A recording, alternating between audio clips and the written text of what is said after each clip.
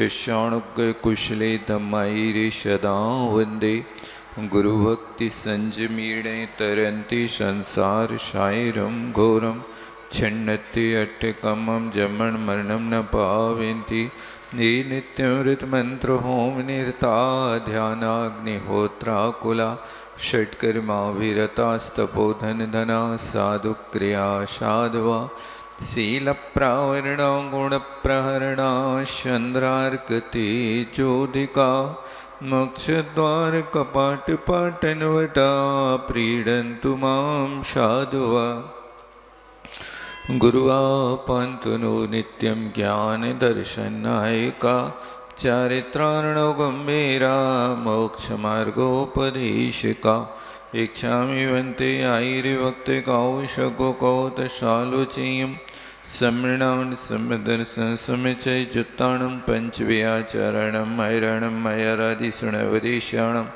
वज्रयाणं तिर्याणगुणपालडरयाणं शविशाहुणं शयनिचकालम् अंचेमि पूजेमि वन्दामि डोंशामि दुःखको कमको वोइलाओ शुगै गमनं समाहि मरणं जिणगुण संपत्ति हो मज्जं वन्दित्वशवसिद्धे दोमचल मनोवमं गयं पत्ते वोच्छामि शमे पाहुर मेडमोश्वे केवली भगवं। यहाँ पर कल अपन ने देखा था कि राग द्वेष कषाय रूप द्रव्य कर्म के उदय होने पर अपने स्वभाव से च्युत होने पर और उन कर्मों के उदय आने पर जीव रागादि परिणाम को करता है और उन परिणामों से परिणमन करता हुआ फिर नूतन कर्मों का बंध करता है।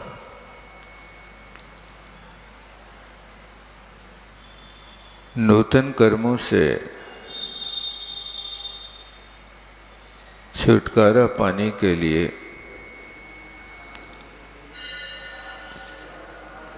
कर्म का उदय हो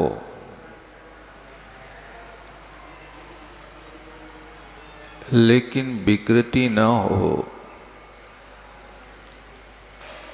उद्वेग ना हो, उदयागत कर्म के समय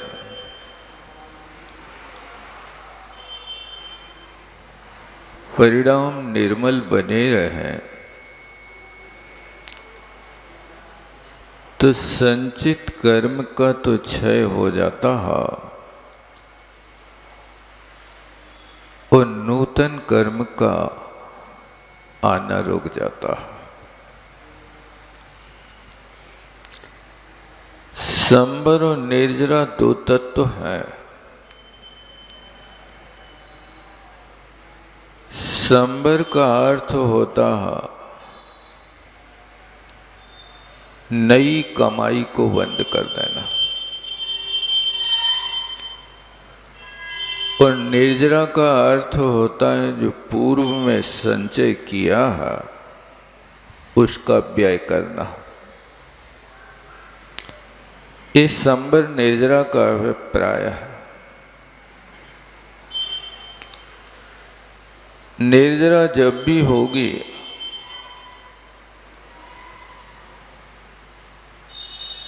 तब वो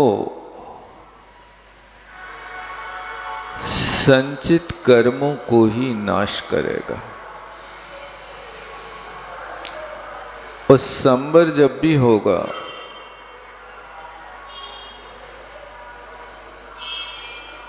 तब वो एक बांध का काम करेगा। पानी का प्रवाह आना जाना हो रहा था, उस आगमन को रोक देने का नाम शंबर है। इस बात को आचार्य महाराज बहुत स्पष्ट खोलते हैं। यहाँ पर प्रश्न नंबर 361 पर किंच विस्तरा दूसरे पैराग्राफ की तीसरी लाइन का अंतिम।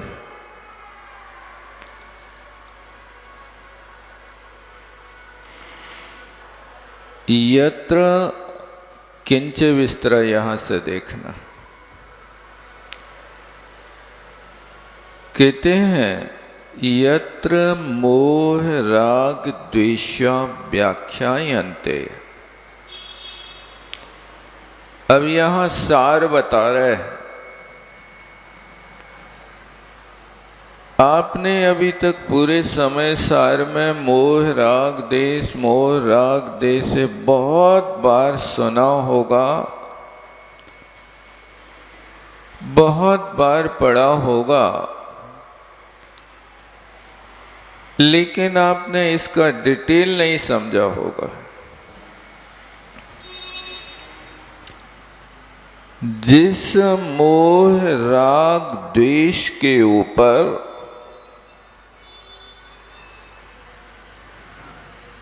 आचार्य गुणधर भगवान ने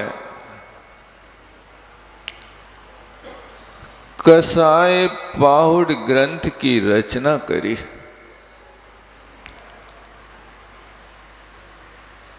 उस कसाय पाहुड़ ग्रंथ में 180 गाथाएं,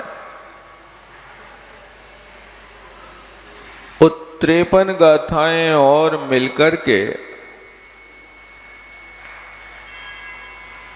ऐसी करीब 233 गाथाओं की रचना तो आचार्य गुणधर महाराज ने की थी। उन 233 गाथाओं के ऊपर 8,500 श्लोकाग्र प्रमाण आचार्य यतिवृषभ महाराज ने चूर्णी सूत्र की रचना की। और कसाय पाहुड़ और चूर्णी सूत्र, इन दोनों की टीका वीर सेन महाराज ने 60,000 श्लोकाग्र प्रमाण करे। जिस टीका का नाम जय धबला टीका है, और जय धबला टीका में सिर्फ मोह राग देश का ही वर्णन है और कोई दूसरी वस्तु का वर्णन नहीं। वो 60,000 श्लोकाग्र प्रमाण, जिनकी 16 पुस्तकों में रचना हुई हिंदी करने पर, इन 16 पुस्तकों में सिर्फ एक कसाय का ही वर्णन है। मूल प्रकृति और उत्तर प्रकृतियों का 24 अनुयोग द्वारों के माध्यम से कथन किया गया है। ये मोह राग देश का कितना विशाल परिवार है, क्या क्या व्यवस्थाएं हैं, उन सिद्धांत ग्रंथों को श्रावक तो नहीं पढ़ सकते हैं, साधु ही उनके अध्येता होते हैं। आप पढ़ नहीं सकते हैं, आप पूजा कर सकते हैं, आप उनकी महिमा श्रवण कर सकते हैं। ये सिद्धांत ग्रंथों के पढ़ने का अधिकार ग्रह त्यागी संतों को ही हुआ करता। इसलिए यहाँ पर मोह राग देश एक एक शब्द से अब मोहिनी का जो 28 प्रकृतियों का परिवार है, उस 28 प्रकृतियों को समेट करके 3 शब्दों में लेकर के आना है। उस बात को यहाँ बताया जाया, इसलिए कहा कि यत्र, यत्र माने यस्मिन् स्थाने, जिस स्थान पर मोह राग द्वेषा व्याख्यायन्ते, मोह राग देश का व्याख्यान होवे, तत्र उस व्याख्यान के दौरान मोह शब्देन दर्शन मोहा, मोह शब्द से दर्शन मोहिनी को ही पकड़ना। दर्शन मोहिनी का अभिप्राय होता है कि जो मोहिनी कर्म के परमाणु आत्मा के सम्यक्त गुण का घात कर देवे, उनका नाम दर्शन मोह होता है। इसी दर्शन मोह को मिथ्यात्व के नाम से कहा जाता है। और ये मिथ्यात्व कर्म के आश्रव का कारण आचार्य उमा स्वामी महाराज ने कहा, केवली श्रुत संग धर्म देवा वर्ण वादो दर्शन मोहस्य। जहां पर अवर्णवाद किया जाता है, अवर्णवाद का अर्थ होता है मिथ्या दोष लगाना, जिसमें जो दोष नहीं है वो दोष सामने वाले के ऊपर थोप देना, ये अवर्णवाद होता है। इन कर्मों की प्रकृति ऐसी है कि जहां द्वेष होता है वहां पर गुणी जनों में भी कसाय भड़कती है, और जहां राग होता है वहां पर खोटे कार्य हो फिर भी राग उत्पन्न होता है। ये प्राय करके इस कर्म की प्रकृति ऐसी है। इसलिए अवर्णवाद का अर्थ है कि झूठे दोष लगा देना। केवली का अवर्णवाद कर दिया। केवल ज्ञानी वो भी कवलाहार करते हैं। एक कहना दर्शन मोहिनी कर्म के आश्रव का कारण है। यदि आहार नहीं करेंगे तो 1 कोटि वर्ष पूर्व तक कैसे जिएंगे? ऐसा तर्क देना ये दर्शन मोहिनी कर्म के आश्रव का कारण है। श्रुत का वर्णवाद, शास्त्रों में लिखा है कि देवता लोग मांस खाते हैं, शोरा पीते हैं। ऐसा देवताओं के लिए अवर्णवाद करना ये मिथ्यात्व कर्म के आश्रव का कारण है। इसलिए यहां पर ये झूठे दोष नहीं लगाना चाहिए। संग का वर्णवाद कर देना ये भी मिथ्या दर्शन का कारण होता है। संग में जो जैसा नहीं है लेकिन फिर भी विपरीत भाव फैला देना, ये दर्शन मोहिनी कर्म के आश्रय का कारण है। इसलिए इन सब चीजों से बचने की कोशिश करो। कई बार होता है कि आंखों से देखी हुई बात भी सच नहीं होती है।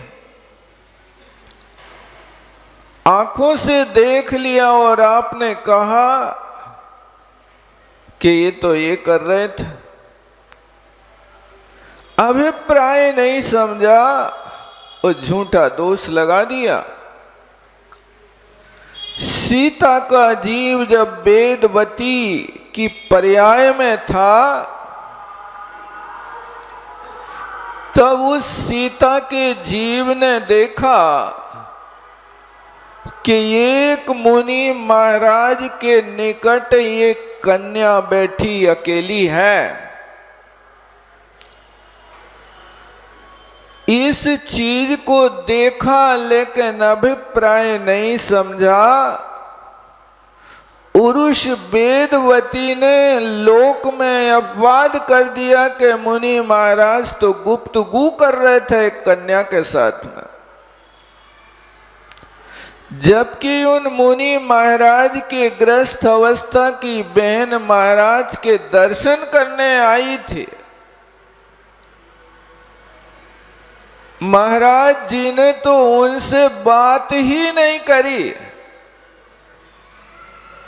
लेकिन वहां दर्शन करने निकटता बनी थी कि वो एकांत था और बहन ने वहां मुनि महाराज के सामने दर्शन किए। इतने में वेदवती आ गई और वेदवती ने देखा तो ये हल्ला फैला दिया।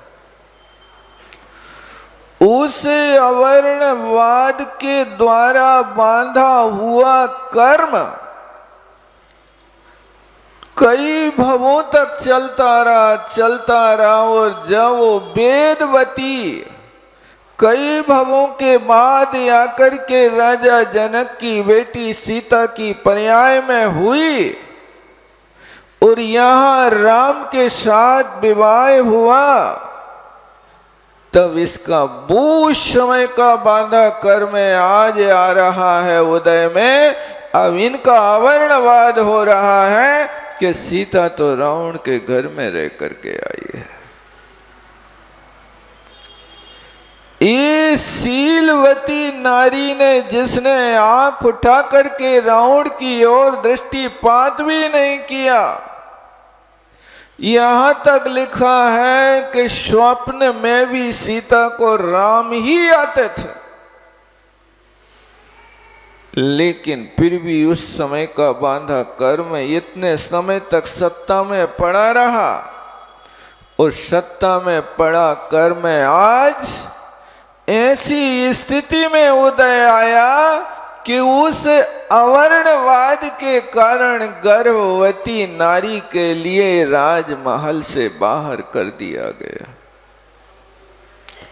ऐसे कर्मों के बंध होते हैं भैया, इसका नाम दर्शन मोह है। इसलिए किसी के अवर्णवाद में, निंदा में, झूठे दोषों में अपनी जुबान को हिलाने की कोशिश मत करो। बात सत्य प्ररूपित करने की कोशिश करो। उस सत्य के साथ में भी आप ऐसा मत करो कि जिस सत्य के बोलने पर यदि किसी की हिंसा हो जाए तो वो सत्य भी सत्य की कोटि में नहीं आता है। इसलिए संवतभद्र महाराज ने लिखा कि जहां पर सत्यमपि वादे, सत्य बोलने पर किसी को कष्ट हो जाए, कोई को फांसी लग जाए, तो ऐसा सत्य भी मत बोलो। इसलिए सत्य जब होता है तो सत्य की प्राप्ति सहज नहीं है। किसी ने लिखा है सत्ता सता करके मिलती है और सत्य तपा करके मिलता है। सत्ता पाने के लिए सताना पड़ता है दुनिया को, तब तुम सत्ता के धारी होते हो। सत्ता पाने के लिए जीवों के सामने झूठ बोलना पड़ता है, तब सत्ता मिलती है। इसलिए सत्ता सता के मिलती है और सत्य तपा करके मिलता है। सत्ता नश्वर है और सत्य शाश्वत है। जहां सत्य होता है, क्योंकि वो साधना से आया है, सत्य तपा करके आया है, इसलिए सत्ता को धर्म में नहीं रखा और सत्य को धर्म के बीच में रखा है। सत्य धर्म है, सत्य महाव्रत है, वो महाव्रत भी वचन गुप्ती है, ये धर्म है।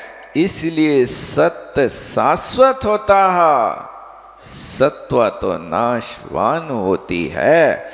इसलिए सत्ता को पाने की अपेक्षा सत्य को पाने की कोशिश करो। सत्यमेव जयते, विजय सत्य की ही होती है। तो यहां अवर्णवाद कभी मत कहो। जुबान हिले तो सत्य के लिए हिले। आपकी वाणी से किसी को कष्ट ना हो, इसलिए वाणी को बाण नहीं बीड़ा बनाओ। वाणी के पास वो ताकत है कि एक वचन व्यक्ति के हृदय को छेद के रख देता है और एक वचन ऐसा होता है कि व्यक्ति की भूख खोल के रख देता है। नहीं होता है ऐसा? इसलिए वाणी को यदि बाण बनाओगे तो जख्म हो जाएगा, और बीड़ा बनाओगे तो भूख खुल जाएगी, वात्सल्य की भूख खुल जाएगी, मित्रता की भूख खुल जाएगी, परस्पर में साधर्मी पना का भाव मिल जाएगा। ये सत्य का प्रभाव होता है। इसलिए आचार्य महाराज देखो क्या लिख रहे हैं यहां पर कि यत्र, यहां पर तत्र मोह शब्द दर्शन मोह, वहां मोह शब्द से देखो, मोह राग देश को अब याद रखना यहां अच्छे से। ये शास्त्रों की भाषा सीखना, उस शास्त्रों के आधार से ही कोई बात करना। विषमवाद में धर्म नहीं होता, विषमवाद में तो कलह होता है। लेकिन तुम्हारे सामने शास्त्र है, तो शास्त्र के आधार पर अपनी बात रखना। सामने वाले के गले उतरे या ना उतरे, ये तो उसके भाग्य की बात है, ये उसके लाभांतराय कर्म के क्षयोपशम की बात है। इसलिए व्याख्यान में लिख रहे कि व्याख्यायन्ते, जब व्याख्यान करो तो व्याख्यान ऐसा करो कि मोह अकेले शब्द से, देखो एक तीन में से एक की व्याख्या कर रहा है। मोह शब्द से दर्शन मोह, दर्शन मोह क्या वस्तु है? मिथ्यात्व आदि जन का इति ज्ञातव्यम। ये मोह जो है मिथ्यात्व का जनक है, मिथ्यात्व को उत्पन्न करने वाला होता है। इति ज्ञातव्यम, ऐसा जानना चाहिए। और यत्र, हाँ फिर नीचे, राग द्वेष शब्द ने, अब देखो दोनों को एक साथ लगा रहे हैं। राग से और द्वेष से तू किंतु, तू का अर्थ होता किंतु, क्रोधादि कसाय उत्पादका चारित्र मोह ज्ञातव्य। और क्रोधादि कसायों का उत्पादक जो होता वो चारित्र मोह है। देखो ऊपर कहा था दर्शन मोह, नीचे कहा चारित्र मोह।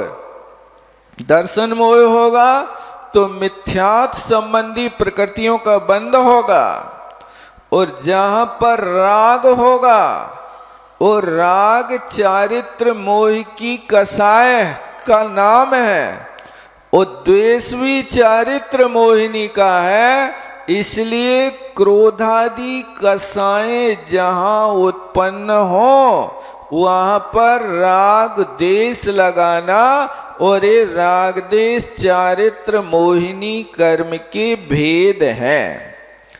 इतना व्याख्यान करने के बाद अब शिष्य फिर प्रश्न खड़ा कर रहा है।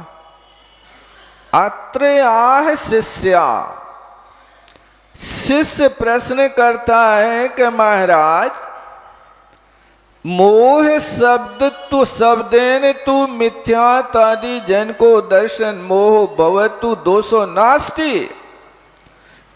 वो कह रहा कि आप मोह शब्द से मिथ्यात्व आदि का उत्पादक दर्शन मोह कह दो, ठीक है, मंजूर है, इसमें कोई दोष नहीं है।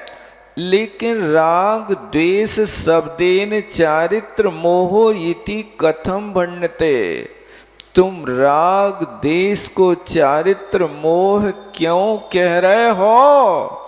ये प्रश्न उस शिष्य ने यहां पर रखा। चूंकि ये विषय थोड़ा सा आप लोगों को कठिन लग रहा होगा। जिन लोगों ने अभी तक ये चारित्र मोह दर्शन मोह पहली बार जिनके कर्ण पुट में पड़ा है, उनको थोड़ा कठिन लगेगा। ये सुनने में कठिन लग रहा है, लेकिन भोग तो जे ही रहे हैं। रात दिन प्रयोग तो इसी का कर रहे हैं, अनुभूत विषय है। बस ये चीज सिद्धांत की आप पहली बार सुन रहे होंगे, इसलिए चारित्र मोह जो होता है ये आत्मा के चारित्र गुण का घातक है। जैसे किसी ने कहा है, फूलों का सार इत्र है और जीवन का सार चरित्र है, और पापों से बचाने वाला मित्र है, और करुणा से भरा मन पवित्र है। ये यहां देखना कि जब भी इत्र होगा तो फूलों का सार होगा, इत्र होगा तो ये छोटी सी कणिका भी तुम्हारे स्वाद को बदल देगी। और जीवन में जब चरित्र होगा तो चरित्र जो होता है इन क्रोधादि कसायों के त्याग से ही होता है। जब तक इन कसायों का भार अपने सिर पर लदा है, तब तक जीवन में चारित्र नहीं हो सकता। और चारित्र जो होता है, तीन प्रकार के क्रोध मान माया लोभ, इनका त्याग होता है, तब जीवन में चरित्र होता है। अन्यथा चरित्र की उत्पत्ति नहीं होती है। पापों के त्याग कराने वाला जो होता है वो सबसे बड़ा अपना मित्र होता है, साथी होता है। साथी उसे ही कहा जाता है जो अपने साधर्मी को पापों से बचा ले, जो पापों के गड्ढे में ढकेल देवे उसको मित्र नहीं कहते हैं। इसलिए तुम्हारे लिए चारित्र की, सम्यक्त की, संयम की, आत्मस्वरूप की प्राप्ति की जो बात कहे वो सबसे बड़ा मित्र है। और जो आपके लिए हिंसादि कार्यों में ढकेले, जो आपके लिए व्यसनों की ओर ले जावे, वो आपका मित्र नहीं है, वो तो आपके लिए दुश्मन है। क्योंकि इन कार्यों से आत्मा का भला नहीं होता।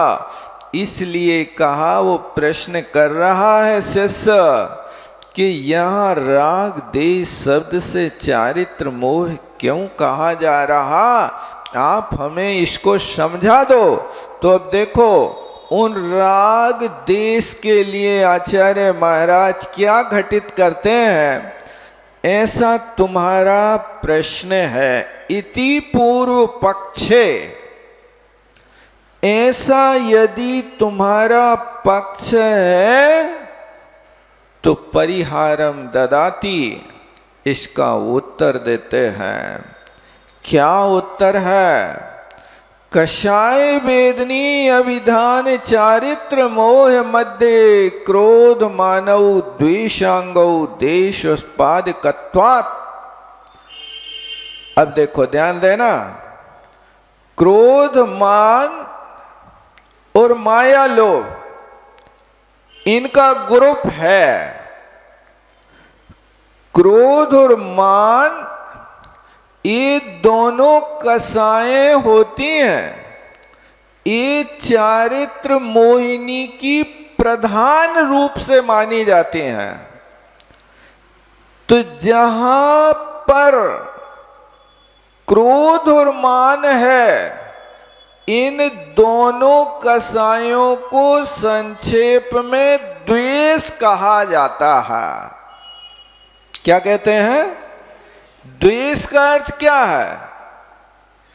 जिस वस्तु से नफरत होवे, जिसको आप अपने पास रखना पसंद ना करो, उसका नाम द्वेष है।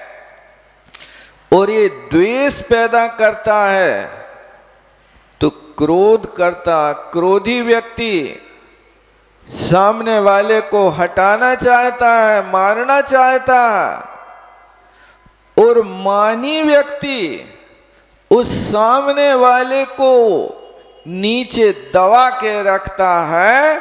तुम हमारी बराबरी से नहीं चल सकते हो, हमारी बराबरी नहीं कर सकते हो, हमारी बुद्धि की तरह तुम्हारी बुद्धि नहीं हो सकती है। ये दोनों कषाय, क्रोध और मान, इनको द्वेष कहते हैं। आपसे कोई पूछे कि आप द्वेष ज्यादा करते हैं कि राग ज्यादा करते हैं, क्या करते हो भैया? आपसे कोई पूछे कि जब हारमोनिया चलाते हैं तो कौन सी उंगली का ज्यादा प्रयोग करते हैं? बताओ। एक ही उंगली का। ये हारमोनिया बजाते समय तो ये सब उंगलियां नाचती हैं। बजा के देखना, यहां कोई कम नहीं है। इसी तरह राग की प्रवृत्ति ज्यादा होती, लेकिन कभी कभी राग की तीव्रता होवे तो द्वेष वहां छिप करके धीरे धीरे आता है। कैसे आता है? जैसे मान लीजिए आप दुकान चला रहे, कोई ग्राहक आया, अब वहां पर आकर के उसको अच्छे सम्मान से बैठाला, चाय नाश्ता करा दिया, अब बताओ भाई क्या चाहिए। जब उसका पेट भर दिया ना, खुश कर दिया ना, अब पहले कुछ खिलाओ, खर्च करो, तब तो कमे हो। अब उसको खिला पिलाने के बाद उसने कहा साहब बनारसी साड़ी दिखाओ।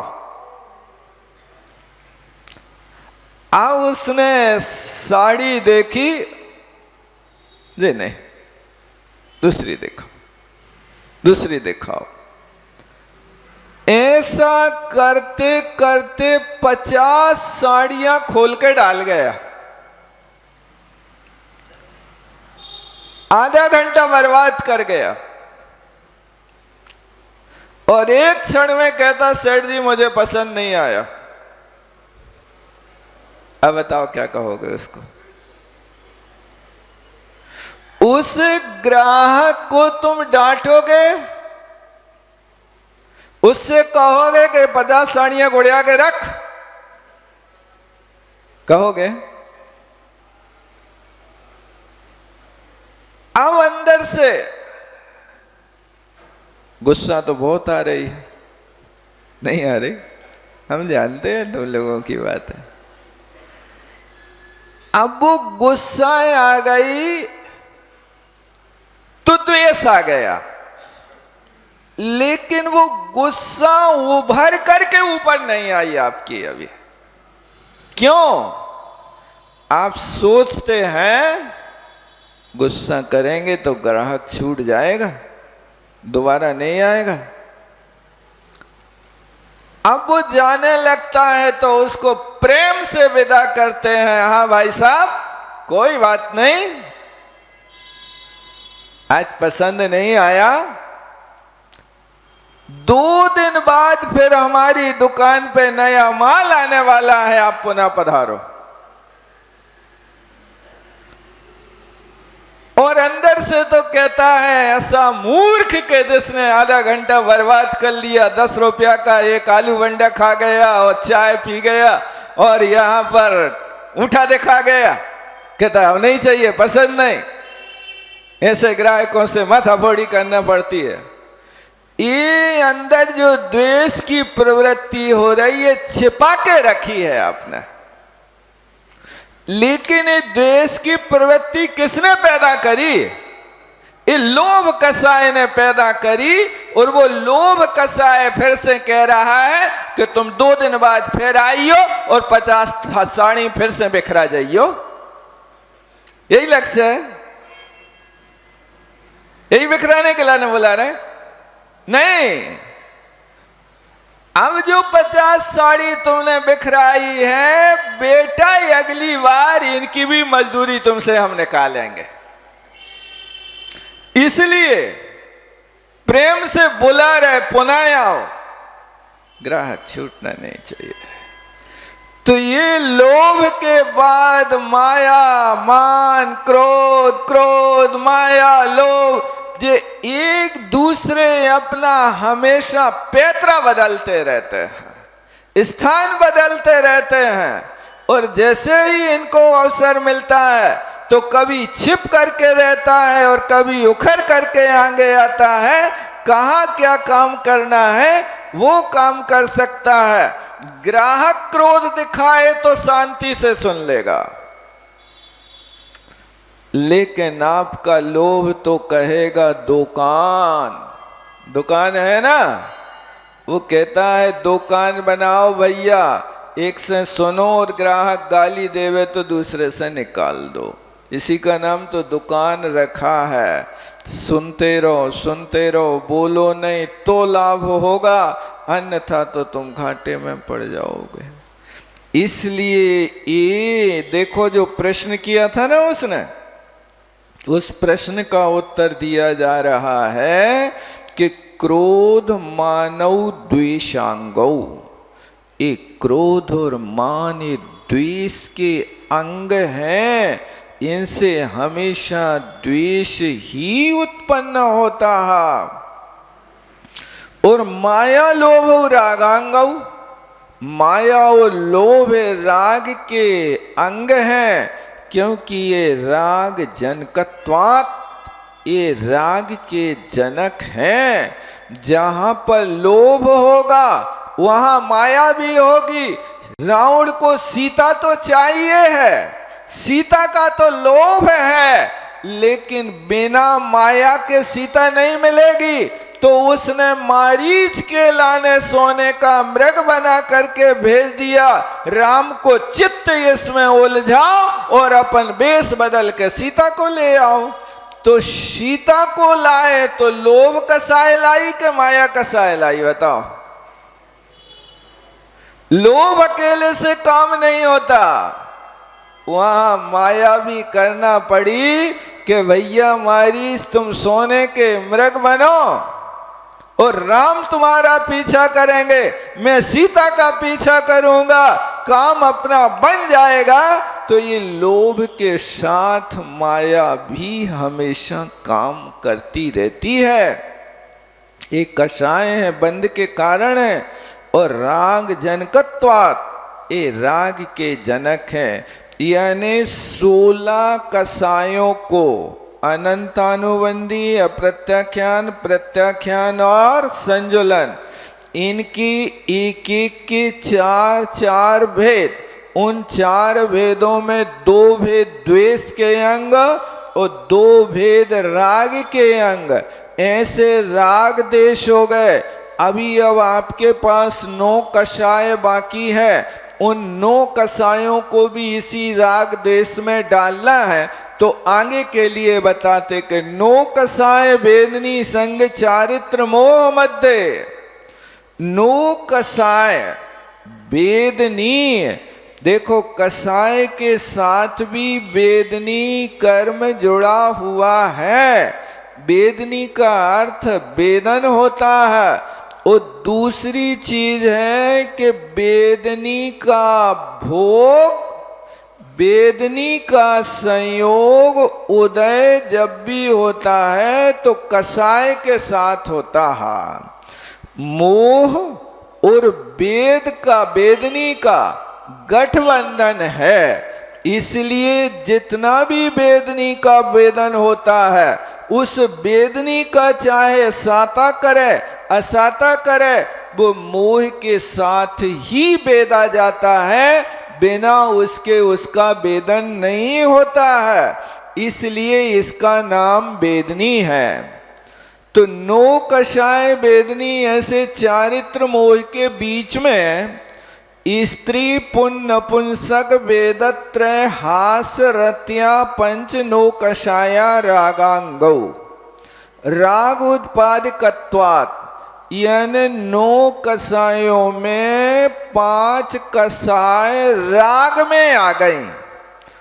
3 वेद और हास्य रति।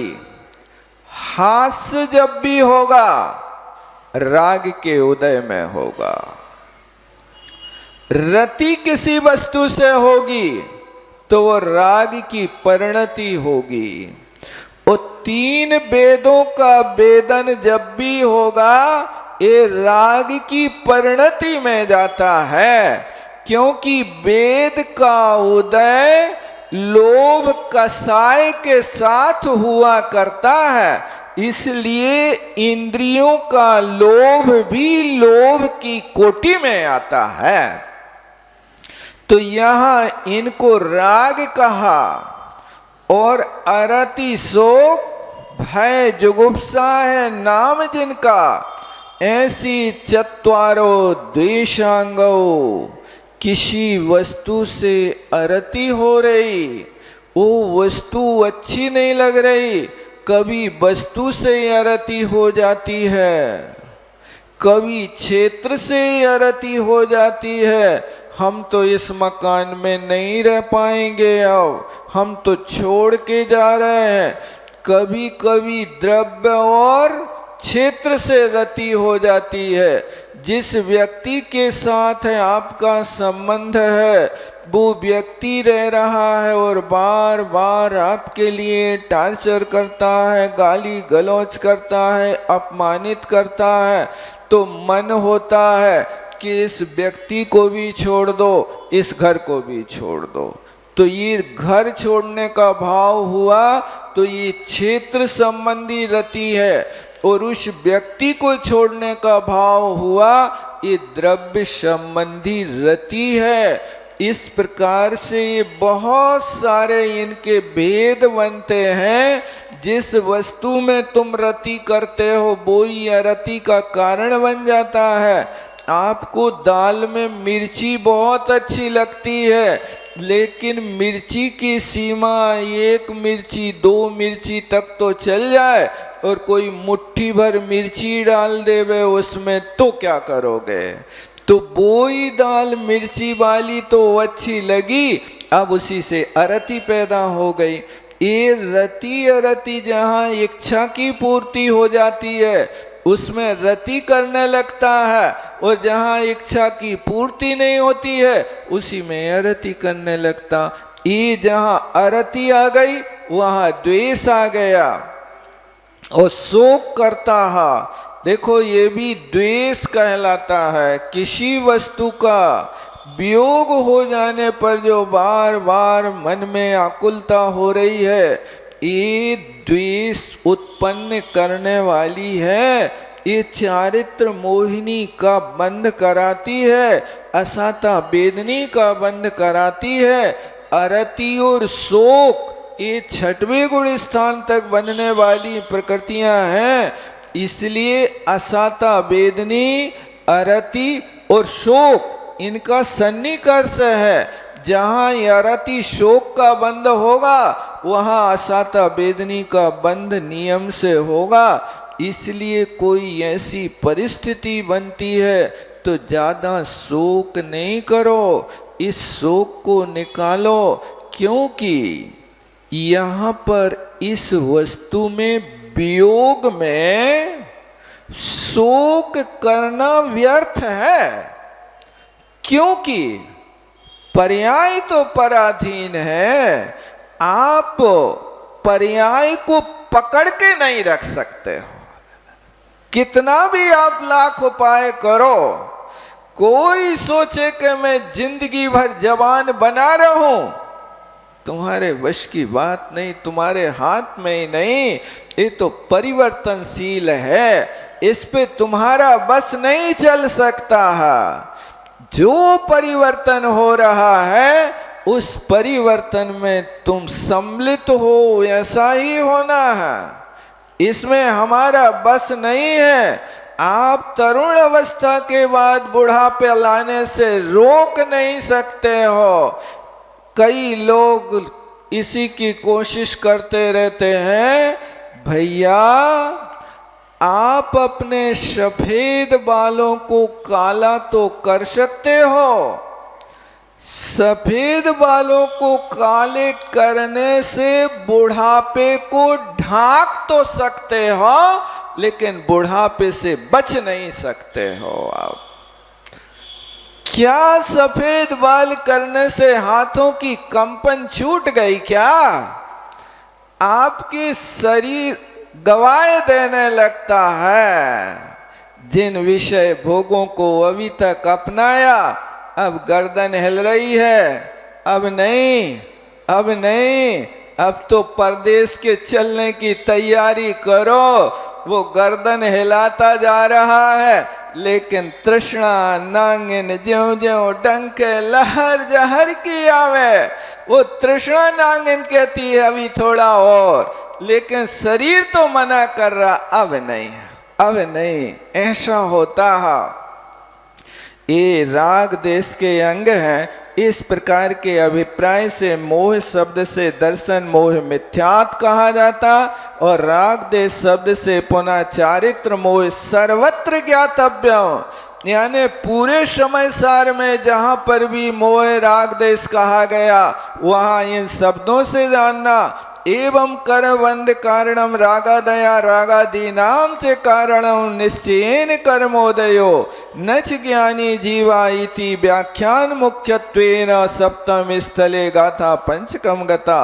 इस प्रकार कर्म बंध के कारण रागादि परिणाम होते हैं। बस।